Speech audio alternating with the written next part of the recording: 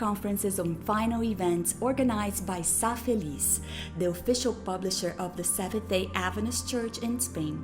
These lectures were prepared for Adventist people who have heard about the final events in the history of this planet for many years, or perhaps for just a few months, but still have questions or maybe need to have their faith renewed in the promises of Jesus. Christ's second coming is certain, but do we really know the Jesus presented in Revelation? Do we know what is going to happen before his return according to the Bible? I am Larissa Prois, and I'm honored to join you in this series of interviews that will deal with 24 essential topics to help us understand the moment and the meaning of what we are experiencing, as well as the sequence of events that precede Jesus' return unto the recreation of this planet. Opening this series of lectures, we will take a closer look at what the three angels' messages are and why they are so meaningful.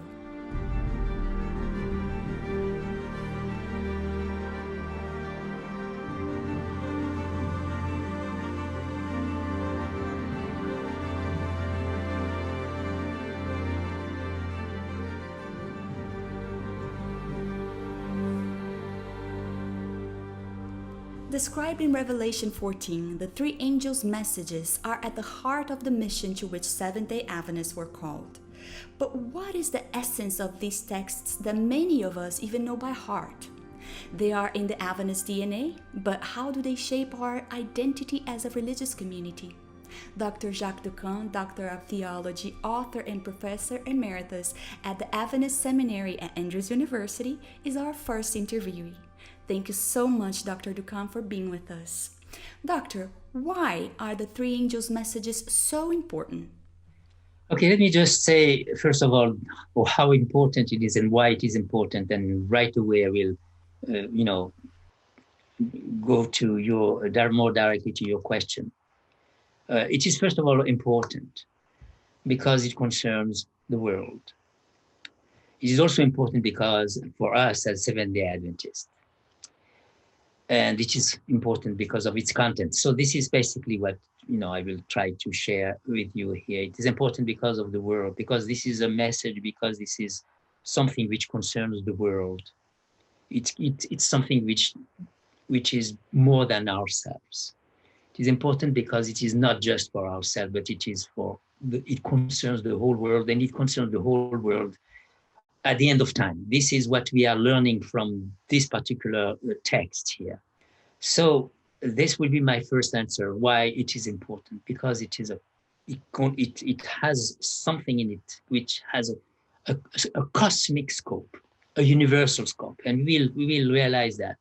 It is important for us as Seventh-day Adventists. You are right to say that there is something which has to do with our Adventist identity there. And for that particular reason, it is important. Historically, you can understand that already. When the Millerites, the early Adventists, became aware, acutely aware, that this was a turning point in the history of humankind, that they studied the Bible, they studied the prophecy, but especially they were studying the prophecies of Daniel, which concerns the time of the end. Right? These are the prophecies they were dealing with. The prophecies really concerned specifically with the time of the end. And as they studied, and we'll come back to that later, but when they studied that text, they understood. They didn't understand everything, but at least they understood something, that they have reached the moment of the time of the end. And so middle of 19th century, you had that acute awareness, acute consciousness that history has come to a very dramatic turning point. That is not just the Seventh-day Adventists, by the way, who realize that. You have this awareness which has hit other religions, not just the Christians. We have, of course, this awareness which, caught, many Christians, Protestants, Catholics, and Jewish people. You have even Muslims. They thought that they were studying some kind of a prophecy, and some Muslims at least realized that the 1844, they kind of studied that text, was the time where the Messiah would come. See, we are not the only one who have gone. And Jews, some ultra-Orthodox Jews realize that they have reached the moment that the Messiah would come. So we are not the only one. We are not just, a little sect who is crazy and we think that. So you had a movement, a big wave throughout the world of people, realizing that they've reached the time of the end. And not only religious people, by the way, non-religious people. You have people who do not even believe in God. So they started thinking about the destiny of the world. This is the moment when people were thinking about evolution. This is the moment where people were thinking about, saving the world through Marxist theory. All these things, all these currents happened at the same time. So this is telling us here that what we are talking about is more than ourselves. It is an event which is right there in the scriptures and which talks about a moment, when a particular moment of time of the end. When the Millerites, these Adventist pioneers studying the prophecy, they realize by calculating from the data, mathematic data even, which is provided in these prophecies, they came to the conclusion, here we are. This is the time of the end. So then they studied the text, which is in the middle of the book of Revelation, in the midst of the book of Revelation, which really talks about the very time of the end. And this text is the three angels' message. So they realized this text, which speaks about the time of the end for the world, we are fulfilling, they realized they were fulfilling the prophecy at that moment. So they studied that text, right? They realized this text concerned them, talk about them as the people at the time of the end, God's people at the time of the end. And so that made this text actually the basis for Adventist history and for Adventist identity. And we will discover that because of the content of this particular text, which is found in the book of Revelation, in chapter 14, exactly the middle of the book of Revelation. You have that text. Doctor, this message has been preached for more than 150 years and Jesus has not yet returned. Could it be that this apparent delay is what has caused lethargy, apathy, and perhaps disbelief? Because we are talking about something that is just not happening? The first thing, what we are talking about is, what is the content? What does this text mean? What do we have there in this text which makes it really relevant? What you are talking about is the relevance. We just talk about it is important. Now, how is it relevant today for me, for you, and today especially of this moment? First of all, let's just address, will not solve the problem you are raising here, which is a big problem. That is the problem of the waiting, which I will come later at the end, perhaps. But the fact that we are, confused by the fact that we are waiting, and nothing is coming, and we may lose some faith. And perhaps maybe we need to realize that we need to understand the content of this text. By the way, this is a text which I already said that it concerns. It's a text which is supposed to be a mission, talking about, we need to proclaim, all right? We need to proclaim. Okay, so therefore, you have this idea of proclamation, but what are we proclaiming? As we were saying, what are we saying? The Lord is coming and he's not coming, and at least we don't see that. And we are talking like this, and we may lose, as you said, not only conviction, but also, the right argument, the power of argument. So perhaps what we need to do, and this is your question, is to come back to the text and try to read the text, to read it with fresh eyes, so to speak, with a fresh, see what is this text saying. First of all, what he's saying in the text is that when Revelation 14 said, well, I saw another angel, right, flying in the midst of heaven, having the everlasting gospel to preach to those who dwell on earth, to every nation, tribe, tongue, and people, saying with a loud voice. So what does that mean? First of all, is that, and that's something perhaps we need to realize, and as long as we have not realized, then we lose touch from the significance of that, is that the message we are supposed to bring to the world will have to reach everyone, not just some cuckoos, lost in the somewhere, not just people who are naturally religious, not just people from the Western world who could understand the Bible, but it says here every nation, tribe, tongue, people, and it goes in midst of heaven, which means that if what we are bringing to the world is not universal, speaking literally, it doesn't touch everyone. If it is not relevant, this is what you are saying in your question, then it's not important. And what we are missing very often, and here touch perhaps a very sensitive nerve, is that we are bringing something important in words which are not relevant. And that kills the importance. Sometimes I have the impression that we live in a bubble and that we're talking to ourselves. Many Adventists do not befriend people who do not belong to the church. So if we don't know people's real needs, is it possible to make these messages relevant?